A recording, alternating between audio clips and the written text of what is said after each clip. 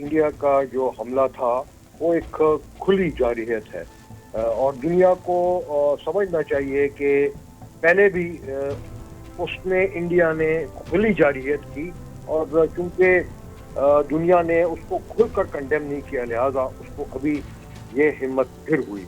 और जाहिर बात है कि इस जारहियत के ऊपर ना सिर्फ यूएन सिक्योरिटी काउंसिल के परमानेंट मेंबर्स की रिस्पॉन्सिबिलिटी बनती है, बल्कि जितने भी रीजनल एसोसिएशंस हैं, ओआईसी है, उन सब की रिस्पॉन्सिबिलिटी बनती है कि उन पर खुलकर कंडेम करें।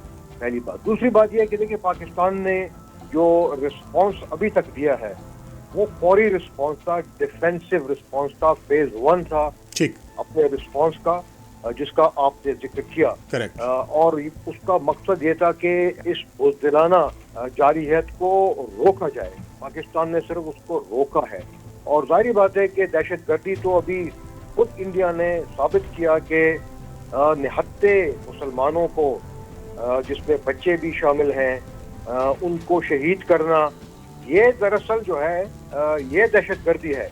और ये है कि पाकिस्तान जिसके मुनासिब वक्त के ऊपर यकीनी तौर पर और अपने तरीके के मुताबिक as a responsible state work out करेगा अपने जो फेज 2 ऑफ हमारा रिस्पॉन्स है और उसके बाद उसको एग्जीक्यूट भी करेगा।